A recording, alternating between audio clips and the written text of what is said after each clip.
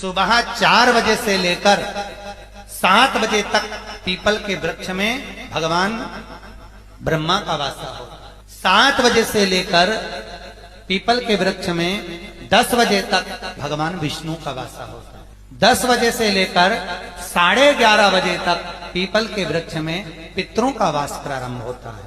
11:30 के बाद में पीपल के वृक्ष में आहूतों का वासा होता है। आहूत जानते हो, जो बच्चे गर्भ में शांत हो जाते हैं, 6 महीने के बाद शांत हो जाते हैं और कुंवारी अवस्था में मर जाते हैं, उनको आहूत कहा जाता है। फिर पीपल के वृक्ष में वासुकों का वासा चालू हो जाता है। अग्नि पुराण का संवाद है। वासुकों का वासा के बाद में शाम को 4 बजे से 7 बजे तक पीपल के वृक्ष में भगवान शंकर का वासा चालू हो जाता है। 7 बजे के बाद में पीपल के वृक्ष में रात्रि को 8 बजे से 9:30 बजे तक पीपल के वृक्ष में कुबेर का वासा होता है। इसलिए दी को 9 बजे जो पीपल के पेड़ के नीचे घी का और एक तेल का दिया लगा देता है, उसके यहाँ कभी संपदा की कमी नहीं होती।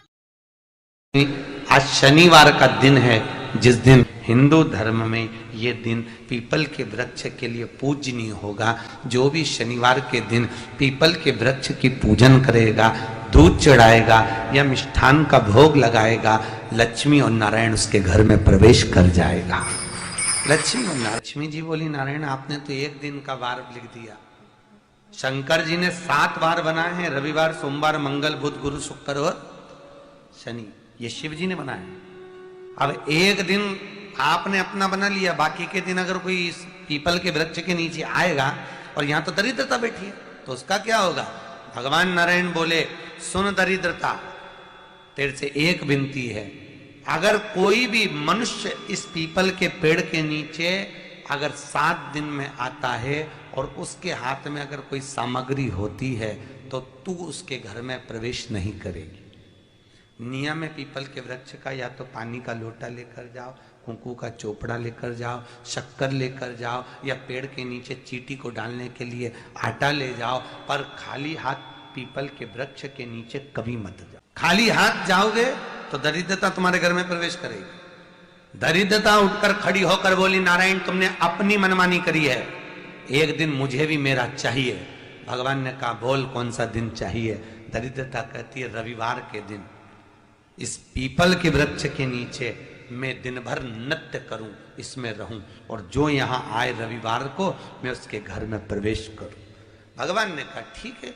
दरिद्रता, रविवार का दिन एक ऐसा दिन रहेगा जिस दिन तू इस पीपल के वृक्ष के नीचे नृत्य करेगी और जो आएगा इस पीपल के वृक्ष के नीचे तो उसके साथ प्रवेश करेगी। मैंने तुझे वर दिया। इसलिए हमारे यहाँ केवल पीपल का वृक्ष अगर दीवार में भी लग जाता है ना, किसी की फैक्ट्री की दीवार में, किसी के घर की दीवार में पीपल का वृक्ष अगर लग जाता है, पीपल का पौधा लग जाता है, उसको कितना भी तोड़ लो वो वापस लग जाएगा। फिर तोड़ोगे फिर लग जाएगा। अगर पीपल के पौधे को तोड़ना है तो केवल रविवार का दिन एक नींबू, एक मिर्ची और बमूल का कांटा, ये 3 चीजें रखने के बाद में आधे घंटे बाद रविवार के दिन पीपल के पेड़ को उखाड़ कर फेंक दो। दूसरी बार कभी पीपल दीवार में लगता ही नहीं, कभी नहीं लग सकता। और अगर पीपल के वृक्ष को कहीं लगाया जाता है तो सोमवार के दिन या मंगलवार के दिन, बुधवार के दिन, इन दिनों में लगा सकते पीपल के वृक्ष कहीं लगाना। शनिवार का दिन एक ऐसा दिन होता है जिस दिन पीपल के वृक्ष को कहीं जाकर लगाया नहीं जाता, क्योंकि शनिवार के दिन पीपल के वृक्ष के नीचे लक्ष्मी रहती है। हम अपने हाथों से अगर पीपल का वृक्ष किसी दूसरी जगह पर शनिवार को रोपित करते हैं तो हमारे घर की लक्ष्मी अपने घर से छिन्न होकर चली जाती है। इसलिए शनिवार के दिन पीपल लगाया नहीं जाता, किसी के घर जाकर उसको वापस पलटा नहीं जाता। लग गया उसको। प्रभु मेरी धर्म पत्नी को कहाँ रखूं आप बताओ? वो तो जहां यज्ञ होता है, अनुष्ठान होता है, दान होता है, पुण्य होता है, सत्कर्म होता है, वहां जाने को तैयार नहीं। अब करूं क्या? भगवान ने बोला, एक काम करो। दुर्वासा जी बोले, जिसके यहाँ रात्रि में बर्तन झूठे पड़े रहते हो उसके घर में इस दरिद्रता को लेकर तुम प्रवेश कर जाना। जिसके यहाँ रात्रि में बर्तन झूठे पड़े हो वहां लेकर प्रवेश कर जाओ। दूसरी जगह दुर्वासा जी बोले, जो स्त्री घर में दोपहर के समय पर सो रही हो उसके घर में इसको लेकर प्रवेश कर। जो स्त्री दोपहर के समय में घर पर सो रही हो, इस दरिद्रता को लेकर प्रवेश कर जाइए।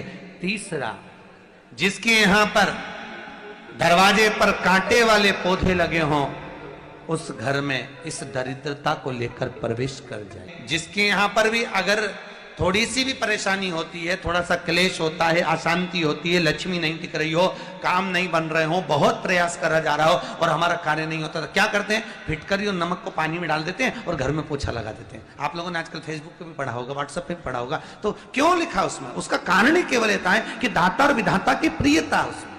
माता ख्याति के जो 4 बच्चे हुए, इसमें जो सुबह 4 बजे से लेकर 7 बजे तक पीपल के वृक्ष में भगवान ब्रह्मा का वासा होता है। 7 बजे से लेकर पीपल के वृक्ष में 10 बजे तक भगवान विष्णु का वासा होता है। 10 बजे से लेकर 11:30 बजे तक पीपल के वृक्ष में पितरों का वास प्रारंभ होता है। 11:30 के बाद में पीपल के वृक्ष में आहूतों का वासा होता है। आहूत जानते हो, जो बच्चे गर्भ में शांत हो जाते हैं, 6 महीने के बाद शांत हो जाते हैं और कुंवारी अवस्था में मर जाते हैं, उनको आहूत कहा जाता है। फिर पीपल के वृक्ष में वासुकों का वासा चालू हो जाता है। यज्ञ पुराण का संवाद है। वासुकों का वासा के बाद में शाम को 4 बजे से 7 बजे तक पीपल के वृक्ष में भगवान शंकर का वासा चालू हो जाता है। 7 बजे के बाद में पीपल के वृक्ष में रात्रि को 8 बजे से 9:30 बजे तक पीपल के वृक्ष में कुबेर का वासा होता है। इसलिए दीप को 9 बजे जो पीपल के पेड़ के नीचे घी का और एक तेल का दिया लगा देता है, उसके यहाँ कभी संपदा की कमी नहीं होती। कभी शिव मंदिर में जल चढ़ाने का मौका मिले और आप शंकर जी के मंदिर में जल चढ़ाने के लिए जाएं, तो केवल जल चढ़ाकर वापिस मत आना, केवल बेलपत्र चढ़ाकर वापिस ना आना, दिया लगाकर वापिस ना आना। आते आते बाबा भोलेनाथ जी से ये भी पूछ कर आना, बाबा आप मंदिर में बैठे रहते हो, बहुत दिन हो गए आपको बैठे बैठे, चलो आज मैं आपको मेरे साथ लेकर चलती हूँ और मेरे घर तक लेकर चलती हूँ। श्री शिवाय नमस्तुभ्यम।